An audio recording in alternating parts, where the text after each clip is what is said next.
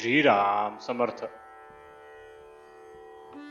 निश्चयपूर्वक नामस्मरण आणि चित्तशुद्धी.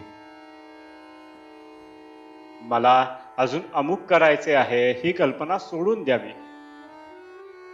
आता मी परमेश्वराचं झालो, आता मला काही करायचे राहिले नाही, अशी मनाची स्थिती झाली पाहिजे. हे परमेश्वरा, आता तुझ्याकरताच मी जगेन, तुझ्या नामस्मरणाशिवाय मला काही कर्तव्य उरले नाही, असा निश्चय केला तर मनाला समाधान झालेच पाहिजे. नामस्मरण होत नाही कारण वयामुळे मन थकले, हे म्हणणे बरोबर नाही. शरीर थकेल कारण लहानपणी वाढणे आणि वृद्धपणी थकत जाणे हा शरीराचा निसर्गक्रमच आहे, परंतु मन थकले हे मात्र संयुक्तिक नाही. मन हा परमेश्वराचा अंश आहे असे आपल्या दिव्य विभूती सांगताना भगवंतांनी सांगितले आहे.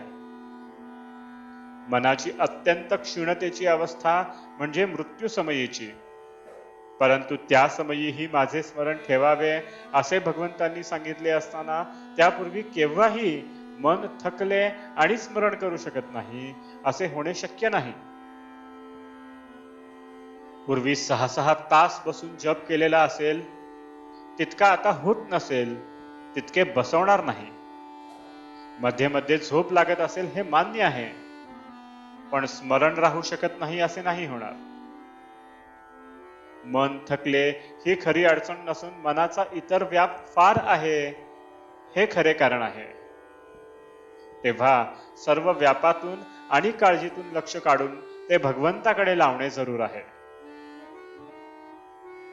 पैसा अडका, प्रपंचातल्या सर्व गोष्टी यांचा मनाने त्याग करावा. असा त्याग केला तर कार्यभाग निश्चित होतो हे मी खात्रीने सांगेन. पैशाची वासना आणि लौकिकाची लालसा माणसाला भगवंतापासून दूर नेतात, त्यांच्या तावडीत सापडता कामा नये. लोकेहणा आणि धनेच्छा या दोन्ही गोष्टींचा संबंध प्रपंचात वावरत असताना येणारच. तो टाळता येणे कठीण आहे, पण ज्याला भगवंताचे प्रेम पाहिजे आहे त्याने त्यांचा गुणधर्म ओळखून त्यांना वापरावे, म्हणजे त्यांच्यापासून उत्पन्न होणारे दोष त्याला बाधणार नाहीत. धर्माचरण, भगवत भक्ती, नामस्मरण आणि सत्संग हे चित्तशुद्धीचे उपाय होत. किंवा एकाच शब्दात असे म्हणता येईल की सत्संग हाच याला तोडगा आहे.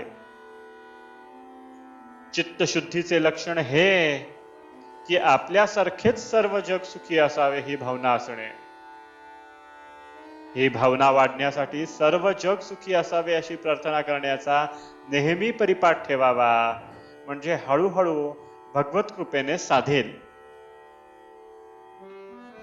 अभिमान हा मात्र चित्तशुद्धीत बिघाड करणारा आहे आणि तो केव्हा डोके वर काढील आणि घात करील याचा पत्ता लागणार नाही.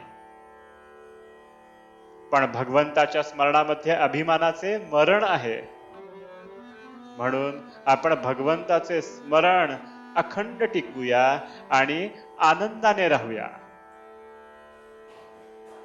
आजचे बोधवचन: नामाशिवाय जगात दुसरे सत्य नाही अशी दृढ भावना करावी. जानकी जीवन स्मरण. जय जय राम.